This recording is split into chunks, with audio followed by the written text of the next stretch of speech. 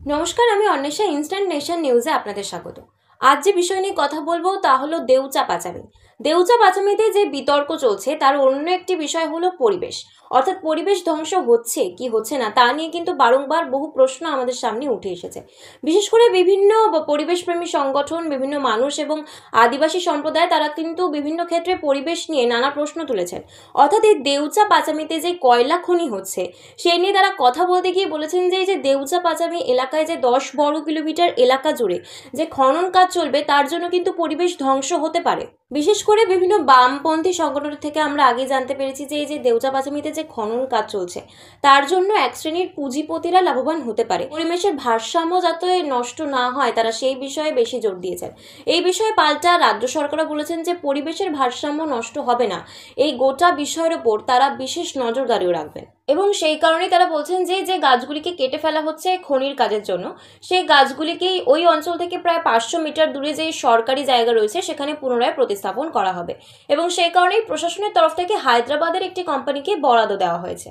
প্রায় 200 থেকে 250টি গাছ এখানে পুনরায় প্রতিস্থাপন করা হয়েছে এবং রাজ্য সরকারের তরফ থেকে কিন্তু বারংবার বলা হয়েছে যে এমন কোনো কাজ তারা চান না যাতে বিতর্কের সৃষ্টি হতে পারে। তাই গাছগুলি শুধুমাত্র প্রতিস্থাপনই নয়, প্রতিস্থাপনের পরে গাছগুলির রক্ষণাবেক্ষণও করা হয়েছে এবং গাছগুলি কেটে ফেলার পর গাছগুলির যে কাটা অংশ ছিল সেখানে রাসায়নিকের সাহায্যে গাছগুলির ট্রিটমেন্টও করা হয়েছে যাতে গাছগুলি সতেজ থাকতে পারে। পরিবেশ ধ্বংস হোক তা কিন্তু প্রশাসনও চান না, সে কারণেই তারা এই গাছগুলিকে পুনরায় প্রতিস্থাপনের মধ্যে দিয়ে এই গাছগুলিকেও বাঁচিয়ে রাখতে চাইছে এবং পরিবেশকেও বাঁচিয়ে রাখতে চাইছে। তবে এই পুরো বিষয়টির সঙ্গে কিন্তু আদিবাসী সম্প্রদায়ের একটি আত্মিক সম্পর্ক রয়েছে, কারণ এখানে শিমুল, অর্জুন, মহুয়া বিভিন্ন গাছ রয়েছে যা আদিবাসী সম্প্রদায়ের অঙ্গ। এই দেউচা পাচামিতে যাতে কোনো রকমভাবে কয়লা খনির কাজের জন্য কোনোভাবেই কোনো গাছ কাটা না হয় এই নিয়ে আদিবাসী সম্প্রদায় কিন্তু প্রথম থেকেই দাবি জানিয়েছিল এবং তারা রাস্তায় নেমে আন্দোলনও করেছিল। এই বিষয়ে প্রশাসনের তরফ থেকে জানানো হয়েছে মোট 980টি গাছ প্রতিস্থাপন করা হবে এবং হায়দ্রাবাদ কোম্পানি জানিয়েছে যে 980টি গাছ স্থাপন করতে তাদের প্রায় 6 মাস মতন সময় লাগতে পারে।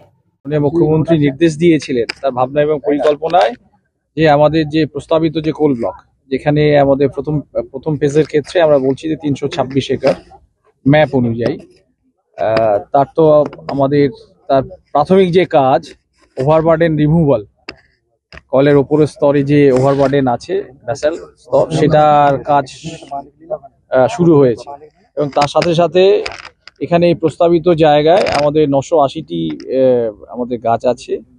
সেই গাছের মধ্যে আমাদের মহুয়া গাছ আছে, তারপরে আমাদের অর্জুন গাছ আছে, আমাদের মুরগা গাছ আছে, একটা শিরীষ গাছও আছে। এই গাছগুলি আমাদের কাছে চ্যালেঞ্জ। রাজ্যের মাননীয় মুখ্যমন্ত্রী বলেছিলেন যে একজন মানুষকে উচ্ছেদ হবেন না, কোনো জঙ্গল নষ্ট হবে না, কোনো গাছ নষ্ট হবে না, সবকিছু যেভাবে মানে প্রকৃতি যেভাবে এখানে সাজিয়ে রেখেছে ঠিক সেইভাবেই থাকবে। আমাদের চ্যানেলটি সাবস্ক্রাইব করুন এবং আপনাদের মতামত কমেন্টের মাধ্যমে জানান এবং ভিডিওটি ভালো লাগলে অবশ্যই লাইক করবেন এবং শেয়ার করবেন।